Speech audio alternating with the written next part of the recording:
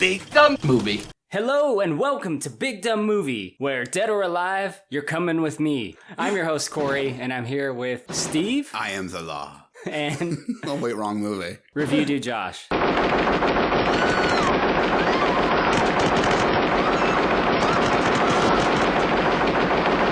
This movie, RoboCop 2, we're doing based on actually a fan request. This was requested by Nightwolf88 on YouTube. So before we start talking about the pre-production and all that stuff, I want to say thank you, Nightwolf88, for requesting this. Good request. Thank you for teaching me my animality. Oh, you stole my joke, you son of a bitch. Oh, how does it feel, Corey? How does it fucking feel? I was going to say thank you for teaching Liu Kang how to feel his animality. Your animality, animality, animality, animality, animality, animality.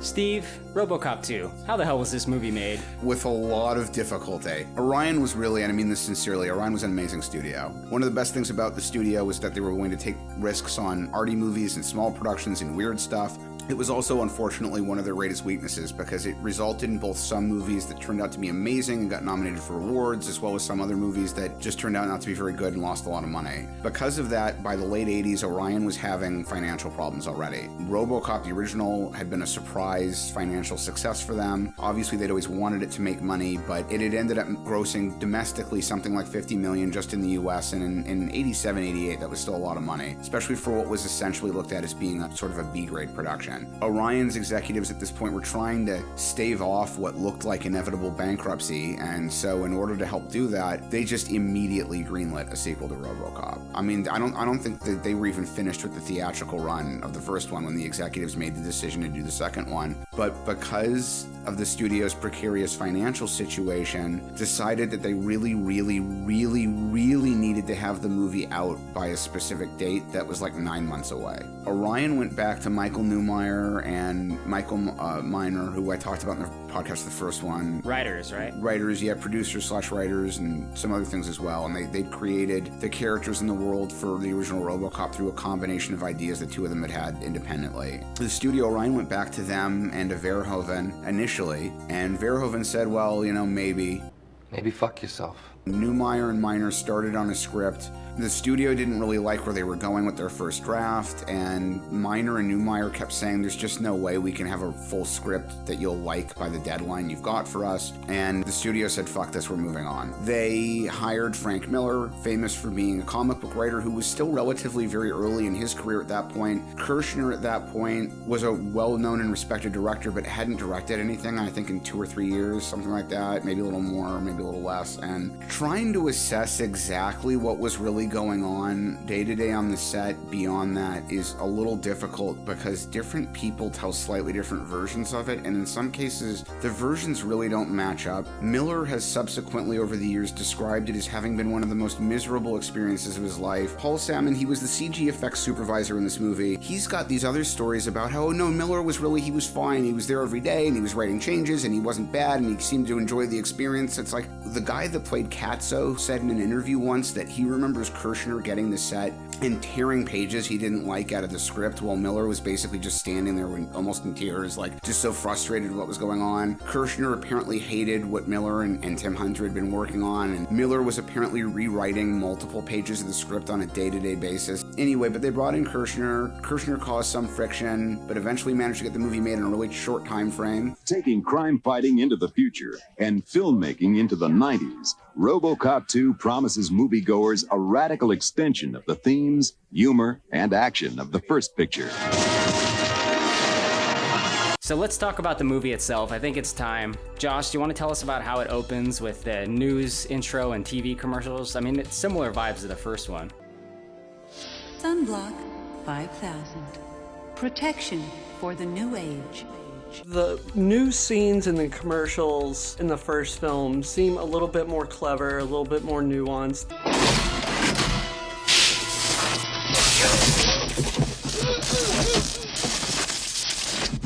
Magnavolt is cool. I really like that commercial. Yeah, I liked actually. it too. I mean, yeah, no, I love it. It's just more on the nose. You know what I mean? It's a device in your car that if someone tries to steal it, it will kill them. And then you just kick out the corpse and drive away. Like, Right. Josh, I agree with you in the sense that it is very on the nose, and I think that's Miller's touch. And I don't mind it. I like Miller's work, but I think that's one of people's criticisms of him. He very much likes these kind of grimy, seedy societies. You look at the way he depicts like the worst parts of Gotham and the Batman work he's done, and I like it, but it's not subtle. There's nothing subtle about it. It's very much like, hey, look how grungy and fucked up this world is. It took 2 days to download specs from Cleveland.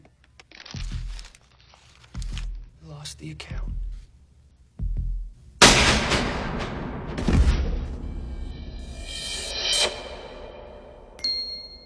He just blows his brains out in front of a picture of his family. And it's so funny. Cops are striking because their pay's been cut by 40% and their pensions are being taken away. There's also a segment about how the Surgeon General was assassinated by somebody, and they tell you that he was killed by a guy who was a crazed addict to some kind of new powerful drug called Nuke, and it's being distributed by a mysterious guy called Kane who runs something called the Kane Cult. People want paradise, and they will have it. So let me just say my 2 cents on Kane as a character. Like, Tom Noonan Yes. is a fantastic actor. So good. Love him. I'm not overly in love with the character of Kane in the Messiah complex. This is one of many areas where this got muddled because of the way the script got fucked with and because they didn't have a long enough production timeline to flush out the changes they were making. Miller wrote that character to be much deeper in that sense, where the first time you were going to see him was supposed to be him leading basically a religious service where they were distributing Nuke to people and everyone was like on their knees praying, and the whole messianic thing was going to play out in a much bigger way throughout the rest of the movie as well. It was an element that Miller had introduced, and that this guy not only sees himself as a savior but has a sort of immortality complex, and a little bit of it is still there because when Dr. Fax is making the case that he'd be the perfect candidate, one of the reasons why she thinks he'd be the perfect candidate is because he's got this immortality complex. We can give this guy an opportunity to essentially live forever inside the body of this machine. But, because Kirshner didn't like it, because they had to reduce the script for shooting time and blah, blah, blah, blah, blah, little bits of it got kept and the core of it got lost. And I mostly agree with you that, like, the problem for me is that they needed to either keep all of it and really establish it as a significant part of the backstory or play their way out of it. Like, peppering it and keeping pieces of it like they did is one of the few things I find to sort of be a failing in the film. Nuke. The most addictive narcotic in history. A plague that... And the drug is Nuke, like you said. That's Nuke in its purest form. I hear if you really want to have a good time, you smoke Crystal Nuke. Or so I'm told. But leading into that, I mean, we learn more about how bad things are in Detroit. Take him to Detroit. No! No, not Detroit! No! No, please! There's graffiti all over the walls, there are homeless people everywhere, there's trash and debris blowing around in the streets. In the gun store, it's just your typical gun store with like rocket launchers and fucking like anti-aircraft guns. Like, amidst all this chaos, our hero emerges. We get to see the man himself. He's very blue. They did change his suit a little bit. They hired this guy, James Belhovic, something like that. We need something that's quicker and easier to produce, that's lighter in weight, and that will be easier to get Peter Weller in and out of. The second picture has a new suit. It's been redesigned.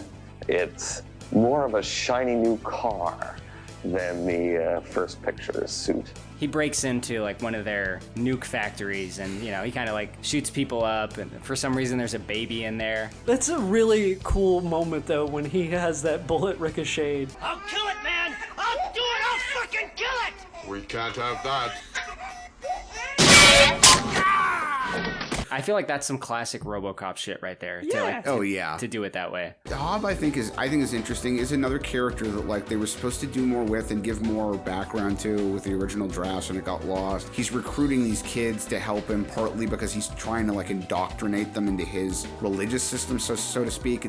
American neo-Nazi groups tend to target white kids from real poor urban neighborhoods because they're much easier to convince that this shit is real. They try to recruit the Edward Furlongs of the world. Right, exactly, yeah. Because all that background got written out, Hobbs' character feels a little bit more extraneous than he otherwise would. I do kind of like having him there anyway, though, even though I'll agree he's shallow, just because there's a few moments where it's like, this kid's obscene, but it's funny. The scene where he's like trying to strangle Lewis is fun. You look a little out of breath, bitch. That area you're talking about of the movie, like, that's straight up like some Foot Clan layer shit. Yes. Like, yeah, isn't dude, it? straight up. Sam Rockwell's gonna offer you some cigarettes. Regular or menthol? Right? It's a pretty cool like set. They got a lot of those arcade games that are like super random. Like, you don't see Double Dragon in there. You don't see any that you know and love. Almost every game in that arcade was published by a company called Data East. Okay, Jerry, the line's Data East. Data East, try again. Data East published a lot of really popular games in the late 80s and early 90s, including most of the early games based on the RoboCop franchise. So I have a feeling the reason you don't see a lot of Ataris or Nintendo cabinets in there or whatever is because they already had the deal set and they wanted to feature Data East's cabinets in that scene. I want to talk a little bit about RoboCop, aka Murphy. Your husband is dead. This movie has a lot of good ideas, but it has too many ideas, I think. None of these ideas get fleshed out, and Right. this whole subplot goes nowhere. This does not pay off. But when you're watching it for the first time and it's like gotten you to this point in the story, it is very engaging because they're setting it up as if it's going to pay off or as if it's going to inform some of RoboCop's decisions in the end, right? It doesn't, but it seems like it's going to, and it's good when you're watching it at that point in time. Yeah, the part where she comes in and he has her touch his face is especially that's a real moment. Alex, it doesn't matter what they've done to you. How is your sex life? The prick that's reprimanding or robo-manding him. Robo-manding. It's like, what a sleazy piece of shit. What a good actor. And then you pull this shit. Driving past her house day after day. Spying on her. Trying to make her think her husband is still alive. He's basically being interrogated by this OCP guy saying, you think you're human? This isn't someone that you know. You're a machine. You think you know the power of love? Through that Foot Clan layer scene we talked about, he gets a lead that it's being run out of this certain factory. It's basically like the old mill from the first RoboCop that we see a couple times. Like, this franchise loves these old abandoned like mills. RoboCop goes to bust into the warehouse. Unbeknownst to him, they've already got the drop on him. Tom Noonan starts talking about Jesus and pretending he's better than everybody. Jesus had days like this. Jesus said there'd be days like this. They give RoboCop a hand, Clarence Boddicker style. There's a couple of weird moments like this. Like at the beginning, when he goes to the first nuke factory, he manages to sneak up behind two guys, even though he's only like 3 or 4 feet behind them. And most of the time when he's walking around, there are all these like thuds and mechanical noises. And all of a sudden, in this one scene where he's 3 feet behind people, there's no noise. That doesn't make any sense. He's too noisy. He couldn't follow somebody that close. And like this scene where he gets to the factory the second time, you see him pull up to the gate in his squad car. You see him get out of the car and open the gate. You see him get back into the car. Then the car blows up. And somehow he's not in the car. He's like a Batman. He's also a ninja. Right? He's like somehow this like 750-pound man-sized machine can do all this without being detected. Stealth mode activated. You did have to suspend disbelief for that moment a little bit, yeah.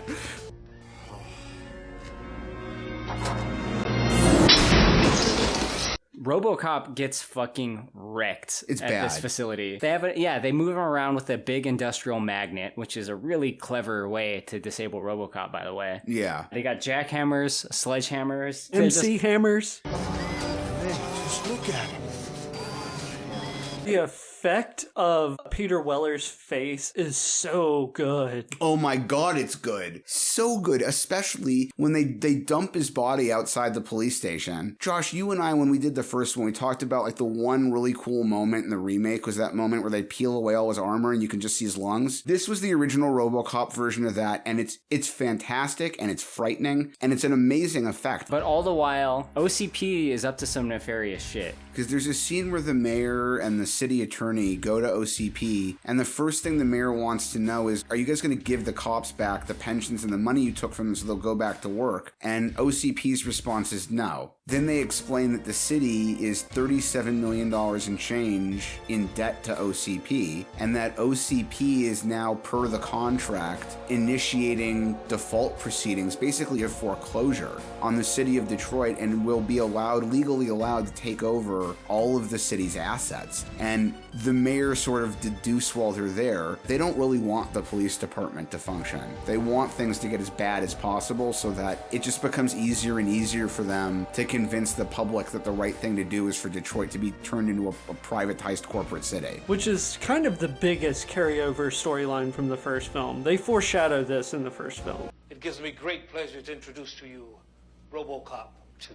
Yeah, you also sort of find out after the meeting between the mayor and the old man and blah, blah, blah, that OCP is still trying to replicate RoboCop, and they can't. They've got a new product. It's called RoboCop 2. This leads to one of the best parts of the whole film, one of my favorite moments in cinematic history, frankly, but they're trying to develop a second RoboCop, but they're having a lot of difficulty. They're still trying this thing where they're putting people's brains in robot bodies, but the brains they've been using don't like it. They're using more dead cops the way they did with Murphy, and they believe that this is the best way to go because it worked with Murphy. Because they've had these failings, they've brought in this psychoanalyst, Dr. Fax, who's supposed to sort of help them figure out the psychology side of how to put a person's brain in a robot's body without it going apeshit. Without it pulling its own face off. Right.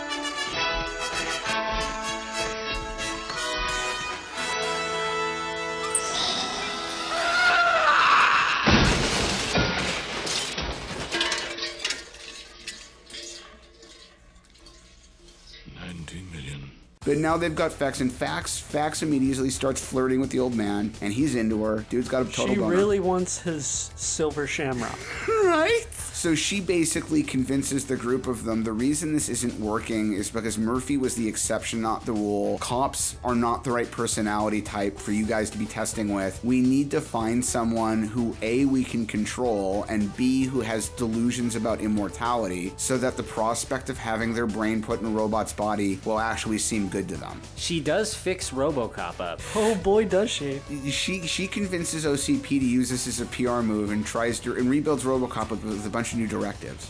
Ready for duty, partner? You betcha. Let's go. Nothing I'd rather do. He sounds terrific. Something's wrong. PC RoboCop running around telling people, bad language makes for bad feelings is so fucking fun. I hate this part of the movie, actually. I mean, it's too stupid for me. It's one of those look how they massacred my boy moments for me. Yeah, I agree with both of you. I love it, but part of the reason I love it is because I hate it so much. I hate every moment of seeing him like that, but I think that on that level it works. I mean, it definitely impacts his ability to take down the little baseball furies, right? And now, a word on nutrition. Shit, he's fucked up. Bad language makes for bad feelings. Let's go. The point is, we all have to work. Josh, why don't you tell us about how RoboCop handles these new directives, because he has a struggle within. So he decides to electrocute himself and reset his shit back to zero. Ready for the goal! He gets all the cops together, he rallies them, and they go after Kane. It takes us to kind of a big action scene. It's a big shootout. This time he's not getting fucking ambushed. He basically faces off with Kane, they have a kind of a car chase, Kane's driving away in a truck. There's just a couple of moments, just a few moments in this movie where it's this moment is why people don't like this movie. You guys fucked up all the rest of your good work with this really dumb moment. The moment where he's getting jumped over by the bikes is one of those. It's ridiculous. And the moment where he's riding the motorcycle that he's stolen is also ridiculous. That moment is fuck you. I like this movie. Why'd you do this?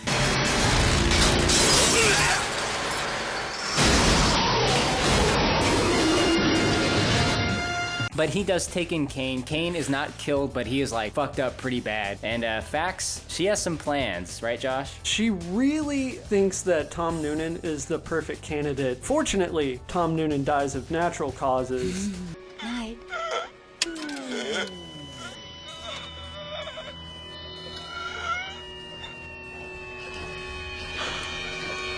but luckily they're able to get his brain into a RoboCop 2. There was also kind of another subplot that got removed where she was so career-driven and so driven to make RoboCop 2 work for her own prosperity that she wanted to ensure that RoboCop would become useless, and that part of the reason why she uploaded all the ridiculous commands into him, directives into him, was because she intended for it not to work and for it to fuck him up so that he wouldn't function properly, so that it would be easier for her to convince OCP to stop using him and go with her project instead. But it's one of those things that got written out of the script. This is your brain. And this... Nuke. This is what happens to your brain after snorting. Nuke. Josh, do you think it's a good idea to have a robot drug addict? That's another weird, silly Frank Miller idea. We get like a screen of Kane brought to us by Sega Saturn. Yeah, dude. I'll say Kane's face looks better than all of Lawnmower Man 2. Some serious Lawnmower Man vibes. Right? Basically, Fax says, all right, you do missions for me and I'll give you Jet. The vial of nuke that they've got for him is like the size of the vials that made the Turtles mutant ninjas. How much nuke can enter his brain before it just fries the fuck out? Like, if you put somebody's brain in a robot body, it doesn't mean you can inject a gallon of heroin into that brain. Like, it doesn't work that way. The wires can take it. I need you to do something for me first. Then the pain stops. Good boy. They basically send Kane on a killing rampage to his old crew, right? Hobb, the kid, has basically decided he's going to take over the operation. He knows what's going on with the city, partly because the city is having a ridiculous televised fundraiser to try to save itself from bankruptcy and ending up being taken over by OCP. He calls the fundraiser and says, I'll give you all the money you need. I've got everything. I'm going to bail the city out from this whole problem. You just come see me at my office, which is a warehouse in the middle of nowhere. Classic RoboCop. Classic RoboCop. Meanwhile, OCP's attorney gets wind of the fact that this is happening, and Fax and the OCP attorney and the old man and Johnson realize as a group that if the city gets bailed out, the company's going to be out tens of millions of dollars and won't be able to foreclose, which completely fucks up their plans. And the only way they can stop this from happening is if they stop this deal from happening. And the only way to stop a deal is to murder everyone involved. Right? So yeah, the old man and Fax and Johnson and the lawyer decide that they're going to send RoboCop 2 to kill Hobb and the woman's name I can never remember, but Angie. woman, Angie, thank you, Angie, who was basically Kane's girlfriend, to prevent Angie, this who's been warning Hobb that Kane's gonna come back in the last act of this film and murder all of us. Yeah. Right?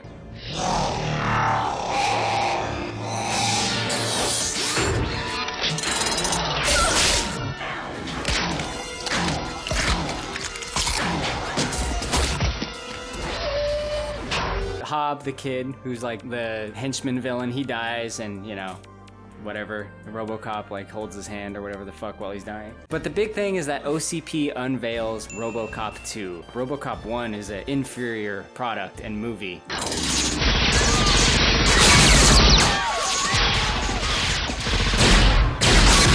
They have this, it's really a rather long fight. It starts in the conference hall where they're having this big unveil. Robo tries luring him into an elevator and then cutting the cable holding the elevator up so that it hits the floor. That sort of disables RoboCop 2 for a moment, but then he gets back up and the two of them have a fight in a basement level. RoboCop 2 uses a plasma cutter to cut RoboCop's facial armor, and then Robo forces his hand onto a gas line that causes an explosion, and it ends up on the street, and then Lewis hits him with a tactical van. And it's all like crawl! And motorcycles burst into flame while they jump over these helicopters, right? No. There's also a moment when they're still in the basement level where RoboCop 2 has got RoboCop 1 by the leg and is basically swinging him around into pipes and walls and shit. It looks amazing. I fucking love it. This could look bad for OCP, Johnson. Scramble the best spin team we have. The old man tells Johnson to scramble the best spin team. I guess that they're planning to pin this all on Fax so that the old man and his higher-ups don't ever get in trouble. Yeah, I was liking the way that worked for the first couple of minutes, so that basically everyone except Fax decides ultimately they're going to find some way to blame her for it. She's going to be the fall gal? The fall gal. But then 2 moments later, because he still wants an opportunity for sex with her or whatever he's getting, 2 minutes later, he takes her away with him in his limo, and it's like, yo, everyone, including the press and a bunch bunch of cops just watched a machine your company built murder a bunch of people, do you really want to have yourself photographed getting into a limousine with her? Well, he's got a commercial for her to watch. You tell that bitch to get her own ride. That son of a bitch is getting away with it. You can't even touch him. Patience, Lois. We're only human. Well, that's RoboCop 2. Let's get into ratings. Josh, on any rating scale you want, what are you gonna give RoboCop 2? So I'm gonna give RoboCop 2 7.5 Frank Miller cameos out of 10. It's flawed but good. They never really explain where OCP got part of Stonehenge. Are we still talking about this? Is that another Halloween 3 reference? Stop it! Stop it! Stop it! Stop it! Stop it! Stop it! I'm gonna go with the grade rating system, which I don't use that often. I'm gonna give this a B-. This is a movie that's better than I thought it would be, better than it has any right to be, it seems. I'm going to give this movie a 7.5 Dark Knights out of 10. I think there was a lot of untapped potential, but I think that despite all of the difficulty and Miller's misgivings and the director issues and the problems that the film does have, that overall they got more of it right than wrong. It wasn't a steaming pile of garbage. It was a mostly pretty good product that just had some issues. It's not RoboCop 3. No. Hey guys, thank you so much for checking out this video, which was made by the wonderful and handsome review dude Josh. Subscribe to his channel, link below. Subscribe to this channel, give us a thumbs up, leave us a comment, I'll suck your dick. See you next time.